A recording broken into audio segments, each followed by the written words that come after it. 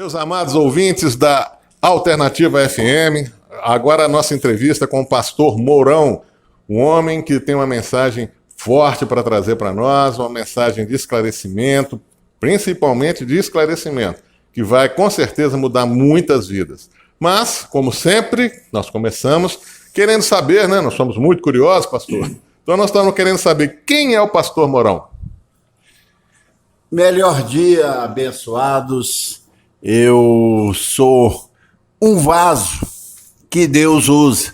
Esse é o pastor Mourão. Você é um homem de Deus. Eu conheço a trajetória do pastor Mourão, somos amigos, começamos essa amizade, ele sendo meu cliente. E hoje, além da relação profissional, nós temos uma relação de amizade muito boa. Bom, pastor, você foi abençoado com uma interpretação poderosa e diferente do Novo Testamento. Conta para nós como isso aconteceu. Bom, eu não digo interpretação, eu digo uma revelação. Porque Deus traz, são revelações. E eu entendi separar a graça e a lei. O Antigo Testamento e o Novo Testamento. O antes da cruz e o depois da cruz. Aonde a gente passa a ter os olhos iluminados do nosso entendimento e passamos a entender qual é o plano de Deus para a sua igreja hoje. Então eu recebi essa palavra, lógico, de alguém, um apóstolo chamado José Luiz, começou a pregar, o edificador, e isso caiu bem na minha mente, porque eu sou pastor há anos, e fazia parte das religiões, hoje dita para nós, um sistema religioso denominacional. E havia em mim uma insatisfação por tudo quanto eu estava ouvindo, pelaquilo que eu estudei. Isso não acrescentava muita coisa na minha vida mais. E quando eu vi sobre a graça de Deus, o Novo Testamento, as boas novas, o novo pacto definido depois da cruz de Cristo, aí minha mente se abriu, o gozo entrou no meu coração e aí eu comecei a entender e atender Deus. Isso é maravilhoso, pastor. Muito bom. E nessa revelação, nós temos uma coisa. Antes eu quero falar para os ouvintes que sempre quando o pastor Mourão vem ao meu consultório, a gente fica, para falar a verdade, eu fico ouvindo o pastor Mourão. Eu nem falo muita coisa, porque eu acho muito interessante, absorvo muito o que ele fala. Então, uma coisa que me marcou muito nas nossas conversas é quando você fala sobre o pecado e a graça. Fala para os ouvintes da Alternativa sobre isso. Por favor, pastor. Bom, então quando eu tive a revelação, eu soube separar a lei e a graça, porque a lei foi dada a Moisés, o Pentateuco, que vigorou até... Peraí. Quem está nos ouvindo não tem os nossos conhecimentos, não. Explica para os nossos ouvintes, o que é Pentateuco? São os primeiros 5 livros da Bíblia, aonde Deus traz a lei para os judeus. Paulo até diz, né, que a lei foi adicionada por causa da transgressão do povo de Deus. Então, foi algo que entendido que não deveria entrar porque foi adicionado. E adiciona quando o quê? O bolo que você faz, coloca todos os temperos e você experimenta, não é bom, então você tem que adicionar. Assim foi a vida dos judeus por um tempo sem a lei e Deus teve que adicionar porque era um povo transgressor da vontade dele. Então, a lei veio e vigorou até João Batista, como diz lá Jesus em Lucas 16:16, e findou em Cristo. Quando Paulo diz lá em Romanos 10:4, ele diz, o fim da lei é Cristo. Então, uma vez encerrado o Pentateuco, as leis de Moisés, entra agora a graça de Deus, que foi dada a quem? Ao apóstolo Paulo, um judeu, perseguidor da igreja, quando um dia ele, na sua montaria com seus soldados, a perseguição da igreja, na estrada de Damasco, ele tem uma experiência gloriosa. Jesus se apresenta a ele e ele cai de uma montaria e ouve uma voz dizendo: Saulo, Saulo, por que tu me persegues? E quando Paulo ouviu, ou Saulo, ouviu aquilo, ficou extasiado. E Jesus disse para ele: olha, quem persegue a igreja, persegue a mim. Então, dali, Paulo levanta e é um novo homem. Aí ele é levado ao terceiro céu numa experiência gloriosa com o Senhor e recebe palavras inefáveis. Ele vai ao terceiro céu, é importante que ele diz, no corpo ou fora do corpo, não sei, Deus o sabe. Ele recebe, ele ouve, ele não viu nada no céu, ele ouviu simplesmente a voz do Cristo ressuscitado, e a ele foi revelado a graça de Deus, o evangelho das insondáveis riquezas de Cristo é dado a ele. E então começam agora um novo entendimento para a igreja.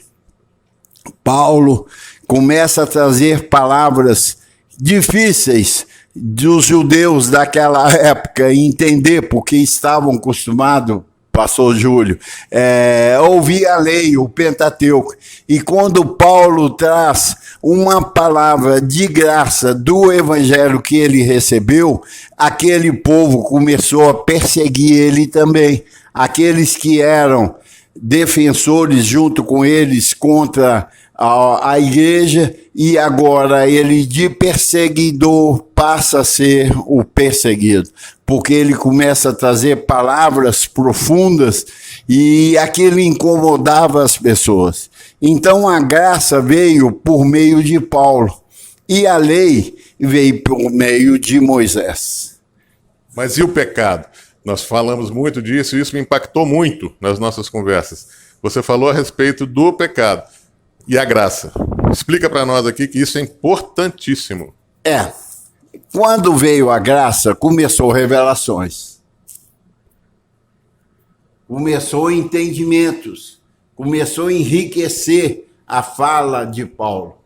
E Paulo, na revelação, viu erros cometidos até mesmo pelos apóstolos de Jesus de Nazaré, que fundamentava ainda o pecado.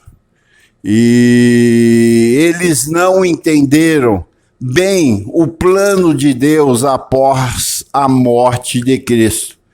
João, lá em João, e o João que batizava, o João Batista, diz aí: eis aí o Cordeiro de Deus que tira o pecado do mundo.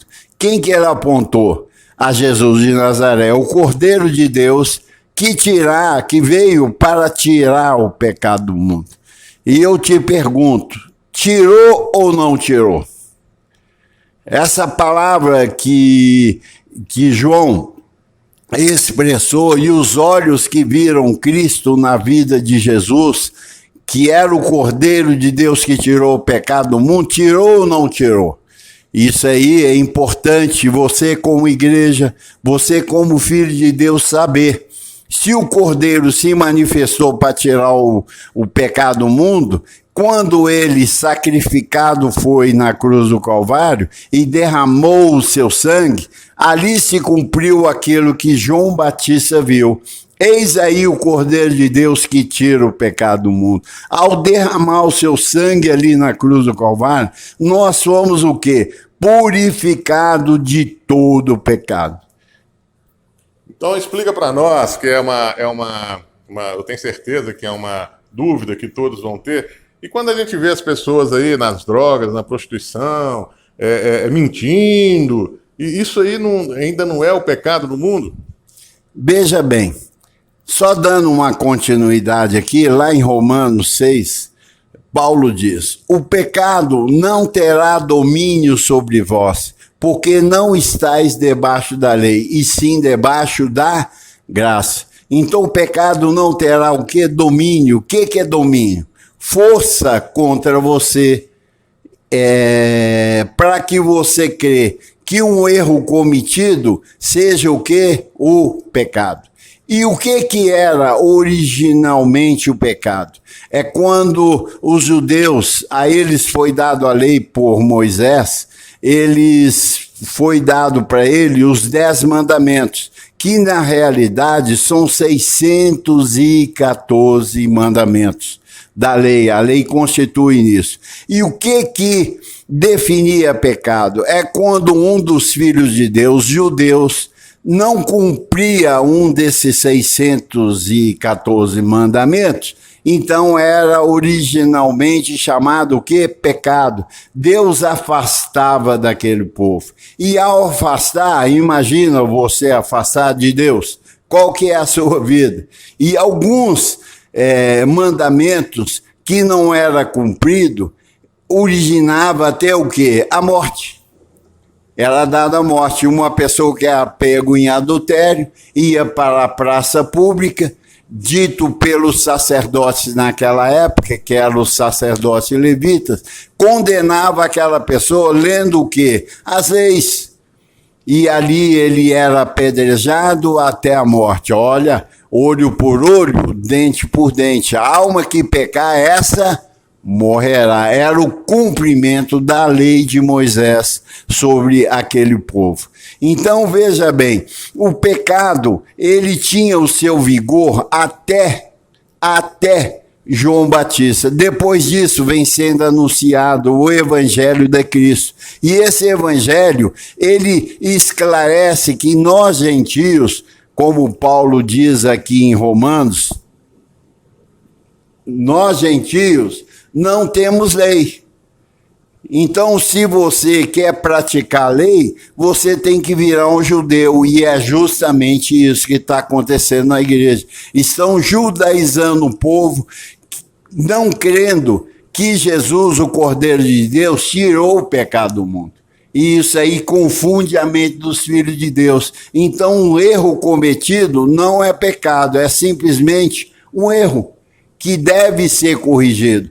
Quando você comete um erro, você não perde o seu relacionamento com Deus, porque o pecado que afastavam-nos de Deus foi tirado, que foi um encerramento da lei.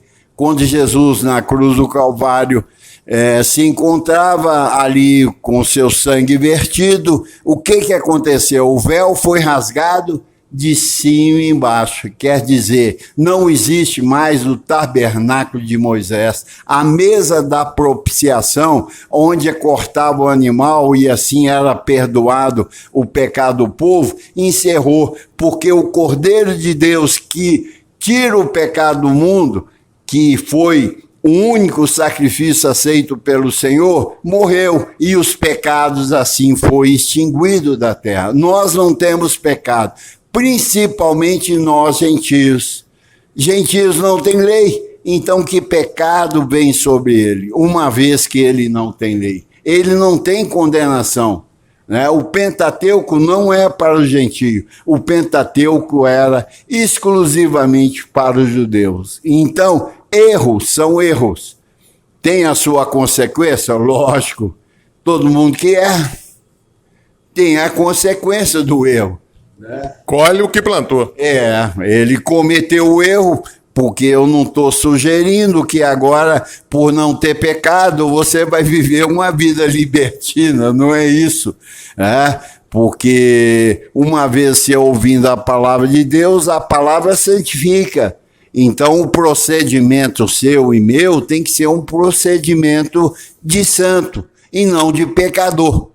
Porque você, uma vez entendendo que você é a habitação do Espírito, templo do Senhor, você analisando a graça de Deus, que são as 14 epístolas de Paulo, de Romanos e Hebreus, começa a fazer uma diferença na sua mente de procedimentos.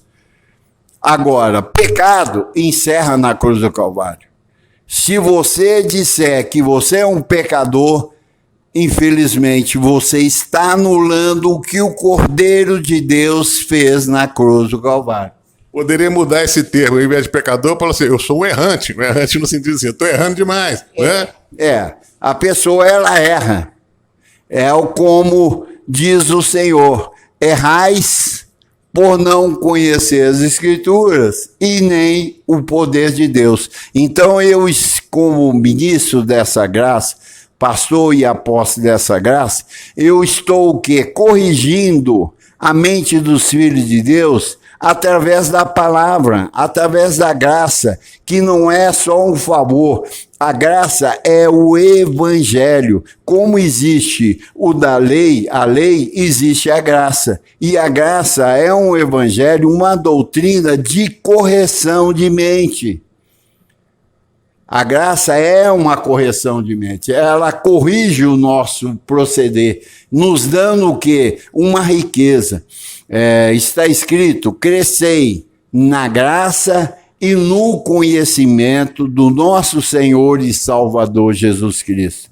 Diz mais os profetas, conheçamos e prossigamos em conhecer o Senhor. E a graça, ela é o conhecimento profundo de Deus, a qual ele nos leva para nós identificarmos como filho de Deus, sem pecado, sem condenação. Porque está escrito, Romanos, ele diz, já nenhuma condenação há para aqueles que estão em quê? Em Cristo Jesus. Então esclarece uma coisa muito importante, que eu vivo muito isso também, e explico também. Aquelas pessoas que falam, Deus me mandou fazer aquilo, se eu não fizer, vai pesar a mão. Explica para nós aí o absurdo dessa declaração. Veja bem, como nós falamos, lá em Romanos 8 ele diz, já nenhuma condenação há para aqueles que estão em Cristo Jesus. Quem fala isso? Paulo, que foi levado ao terceiro céu e ouviu essas maravilhas. Então, você na graça tem uma proteção total. Veja bem, quando erramos, abençoados, é a hora que nós precisamos mais de Deus. Aí ele vem nos condenar, aí nós se ferramos.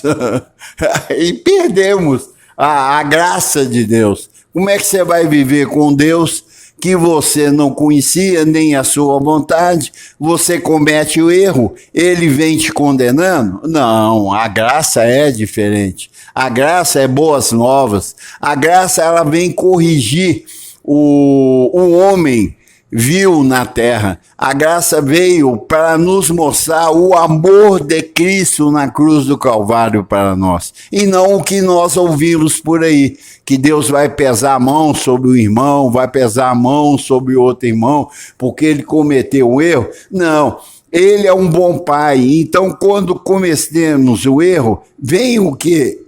A graça, que são favores não imerecidos, são favores merecidos, porque nós somos ovelhas, filhos de Deus, herdeiros de Deus, então nós merecemos o amor e a graça dele sobre nós. Então essa questão de cometer erro e você se amedrontar dizendo que Deus vai pesar a mão, ou levanta ali um ministro de morte e condenação, diz que Deus vai pesar a mão sobre você.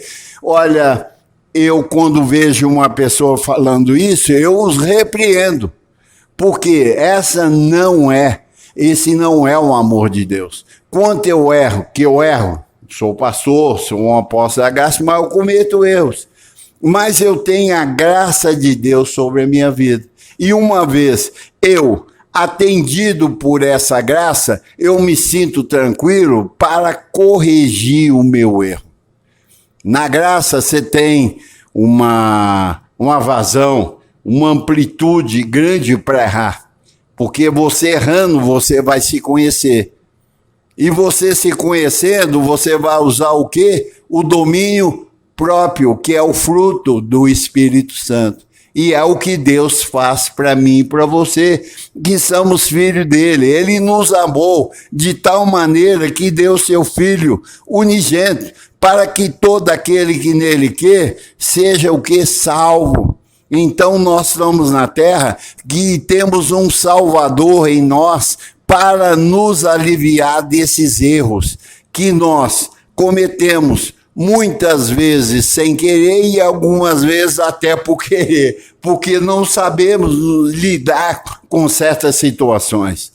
Então nós erramos, mas nós contamos com o quê? Com a graça de Deus, os favores de Deus sobre a minha vida. Porque a partir da cruz do Calvário e chegando o Evangelho até nós, o gentio, ele mostra que nós já somos abençoados com todas as bênçãos, João. Quem é abençoado por Deus vai ser amaldiçoado? Cabe isso. Então, o grande lance é: errou, corrige. É lógico. É simplesmente isso. Você errou. E você, com a graça, eu gosto muito de Davi. Davi é um homem segundo o coração de Deus e fez toda a sua vontade. Ele diz o seguinte: lâmpada para os meus pés é tua palavra e luz para os meus caminhos. E Davi errou? Como errou? E o erro dele, o que resultou? Uma vida de glória. Porque Davi via o seu erro. Porque o Espírito mostrava para ele. Mas nem por isso ele deixou de colher as consequências do erro. Filho matando o irmão, filho querendo o trono. A consequência veio, mas o amor de Deus permaneceu sobre Davi. Porque Davi foi separado por Deus para fazer a vontade dele. O grande lance: Davi errava e pedia perdão, e porque o perdão, assim, ele reconhecia o erro. Naquele tempo era perdão mesmo, e oferecia até sacrifício no tabernáculo de Moisés. Só que na graça não é isso mais. A gente está falando de Davi, só uma experiência de um homem que andava segundo a palavra de Deus. Lâmpada para os meus pés é tua palavra. Não é oração, não são jejuns, não são montes, é conhecimento. Porque a graça traz que a fé, ela vem por o quê? Por orar, ela vem por jejuar, ela vem por buscar Deus, ela vem por um voto, uma corrente, não. Ela vem por ouvir. Então, o Filho de Deus, que é a ovelha de Deus, precisa de ouvir a voz de Deus. E lá em João 10, 27, Jesus, o Cristo, diz o seguinte: as minhas ovelhas, elas o quê? Ouvem a minha voz, eu as conheço e elas me seguem. Então o Filho de Deus, ele precisa de ouvir. A fé vem por ouvir, e ouvir o Evangelho de Cristo. A quem foi dado o Evangelho de Cristo? A Paulo. As suas 14 epístolas. Paulo experimentou a vida plena diante de Deus através do conhecimento, que era judeu e doutor na lei. Ensinado aos pés de Gamaliel, era um sábio jovem, que detinha bem a lei de Moisés. Mas ter um encontro com Cristo levou ele ao terceiro céu, e ele trouxe realmente uma palavra que foi e que é maior do que a lei, porque a glória da última casa será o quê?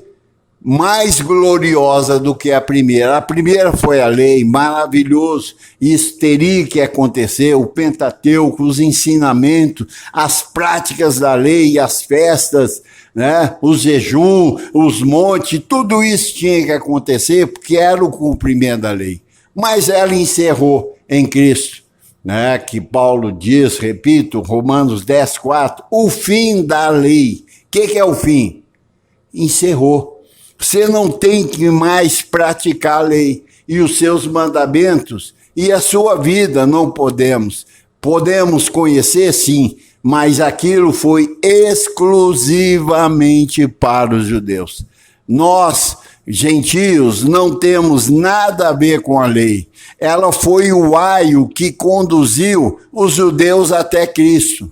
Nós não, porque nós não temos lei. Paulo diz, o gentio não tem lei. O que nos levou a Cristo? Paulo, na sua pregação desse evangelho, mostrando que você e eu somos filhos e detemos o mesmo poder de filho que tem os judeus. Em quem? Em Cristo Jesus. Então, em Cristo, nós somos o quê? Uma nova criatura. Se alguém está em Cristo, nova criatura é. Então, você não é um gentio perdido, mas é um gentio achado pelo Senhor para viver a sua glória. Então, é o que eu quero colocar aí, que nas minhas pregações, isso é enfático. Temos várias pregações, né? Lá no YouTube, temos no blog. É só você procurar no YouTube Ministério da Ciência de Cristo, você vai achar várias pregações instruindo ao povo de Deus, ao crente, ao evangélico, quem é Cristo verdadeiramente. Porque, segundo Paulo, lá em 2 Coríntios 5,16, ele diz o seguinte: daqui por diante, a ninguém mais conhecemos segundo a carne. E se conhecíamos Cristo segundo a carne, já não o conhecemos mais deste modo. O que quer dizer isso? Nós não conhecemos Cristo mais na vida de Jesus de Nazaré, para a atuação na minha vida. Então, as denominações católicas, batistas, metodistas e demais, assembleia, copiam o quê? As atuações de Jesus de Nazaré, expulsando demônio, pedindo perdão, indo para os montes, os votos, guardando dias. Então era Jesus o quê? No cumprimento da lei. Agora ele diz lá em Mateus 5,17, não pensais que vim revogar a lei. Não, eu vim cumprir a lei e os profetas. Então Jesus veio com um destino, cumprir a lei e os profetas. E Paulo diz, já não conhecemos mais desse modo. Você não pode conhecer Jesus Cristo cumprindo a lei. Por quê? Porque ele morreu na cruz do Calvário e ao terceiro dia ele ressuscitou dentre os mortos. E uma vez que ele ressuscitou, já não é mais o Nazareno. Agora é o Deus na sua máxima autoridade, aonde é levado à glória. E nós, gentios, não servimos a Jesus de Nazaré. Entendemos, conhecemos todo o plano, temos assim um vasto conhecimento de toda a trajetória dele aqui na terra. Foi glorioso, sem ele nós estávamos perdidos. Mas o tempo de Jesus de Nazaré encerrou. Para o quê? No terceiro dia, agora ressurge o quê? O ressuscitado. E esse ressuscitado não é mais para o judeu, é para todos. Que quando Jesus de Nazaré estava sobre a terra, ele só podia atender quem? As ovelhas perdidas da casa de Israel. Ele não tinha relação nenhuma com nós, os gentios. Por quê? Porque ao judeu era proibido o relacionamento do judeu com nós, os gentios. E uma vez que Jesus ressuscita, ele transmite esse poder para nós, os gentios, para ser considerado também filhos de Deus. É muito bonito. Isso é maravilhoso. Agora, pastor, fala para nós sabemos que agora você está se reunindo com a sua igreja via online. Como é que as pessoas passam o seu telefone, todo mundo que vem aqui passa o telefone, se as pessoas quiserem conhecer mais, se as pessoas quiserem conversar mais, e se principalmente quiserem participar do seu culto online, que agora está sendo pelo Zoom, acredito, né? Fala isso para nós, fala seu telefone para as pessoas poderem contactar com você. Bom, nós temos o nosso YouTube, como nós falamos, Ministério da Ciência de Cristo. Ali você vai ter toda a nossa pregação, vai nos conhecer mais. porque essa pregação da graça, ela é vasta, ela é muito tremenda. São vários e vários assuntos que nós detemos. Então você vai no YouTube, Ministério da Ciência de Cristo, e o meu telefone é o 988-24-3598. Terei prazer em receber você e fazer parte do nosso grupo pelo WhatsApp, né? Nós temos um grupo. Repete o telefone. 988-24-3598. Esteja nos comunicando, será um prazer muito grande recebê-los e tecer mais conhecimento sobre a tua mente e você me fazer perguntas, porque eu gosto de responder perguntas, Pastor Júlio. É muito bom, porque aquilo que você tem dúvida precisa esclarecer. Na religião, infelizmente, o povo de Deus tem muitas dúvidas e não esclarecido. E tudo que não é esclarecido fica uma interrogação na sua mente de como Deus atua. Eu digo para você hoje como ministro, Deus não fala comigo. Deus fala através de mim. É diferente. No Antigo Testamento, Deus falava com o povo. No Novo Testamento, Deus fala através do povo. E você precisa de conhecer isso, crescer isso, porque você é um cristão e precisa de ser e de andar como cristão, falando por Deus na terra, porque são muitos filhos que infelizmente estão perdidos. Muito obrigado, Pastor Mourão. Com certeza eu te espero aqui em outras oportunidades para esclarecer mais e mais coisas para nós, Família Alternativa FM. Em breve estaremos aí de novo, viu, pastor? Sendo convidado aí, tá bom? Assim é. É isso aí, ouvintes da Alternativa FM.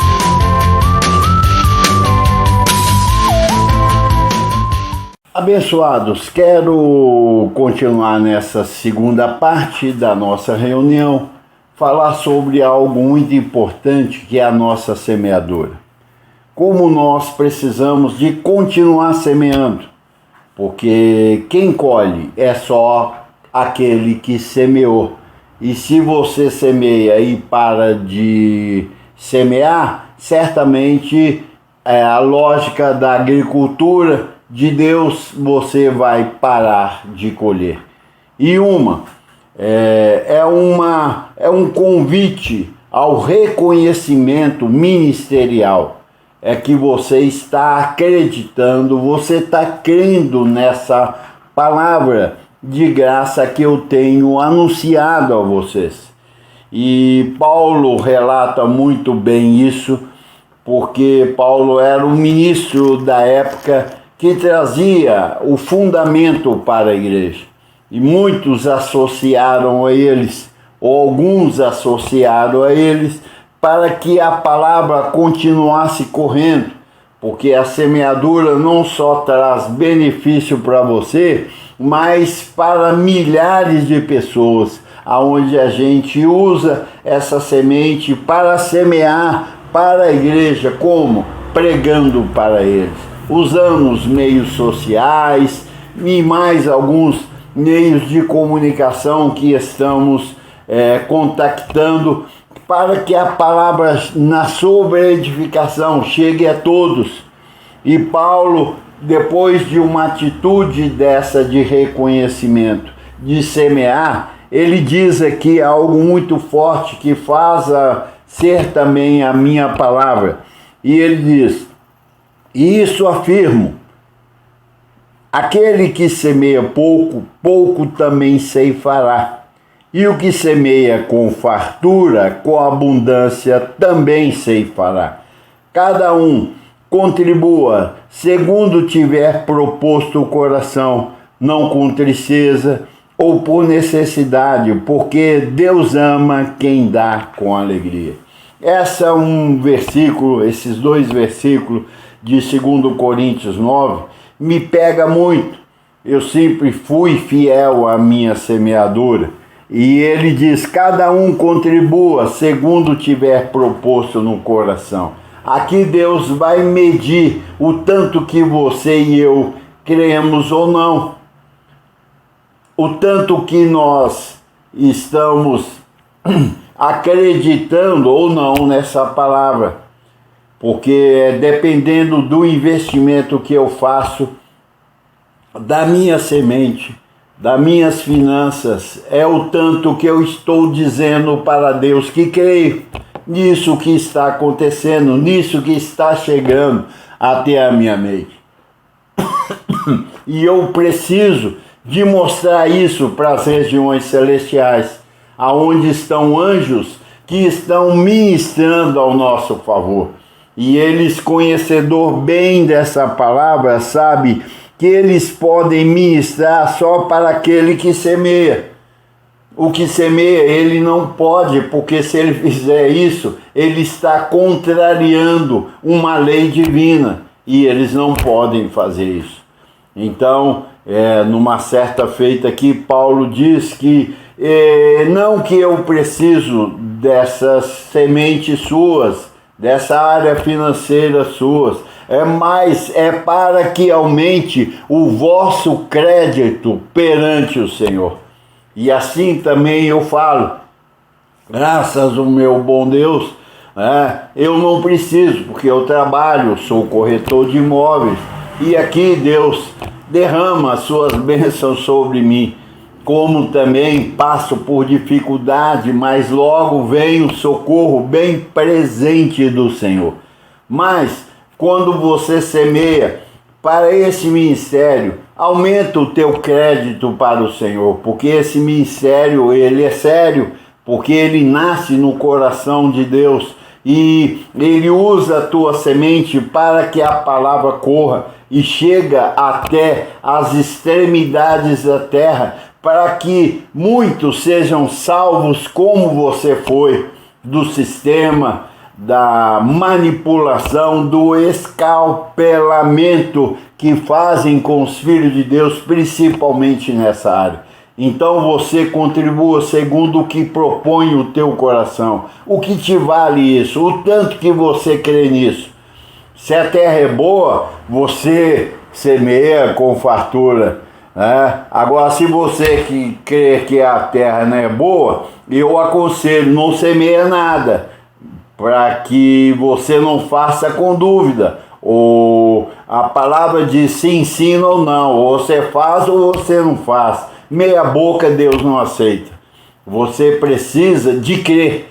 E quando isso ainda não cresceu na tua mente, fica quietinho aí e continua ouvindo, para que depois você se torne um semeador fiel, dadivoso, e você vai experimentar experiências maravilhosas nessa área. Então eu deixo para você essa palavra, cada um contribua segundo tiver proposto. Qual é a proposta do seu coração, da sua mente semear? Assim é? Sabendo que semeia pouco, pouco ceifará. O que semeia com fartura, com abundância há de ceifar. E se não semeia nada, fica na tua decisão. Assim é? Receba sem limites. E os anjos ministrem a seu favor. Abba, Pai.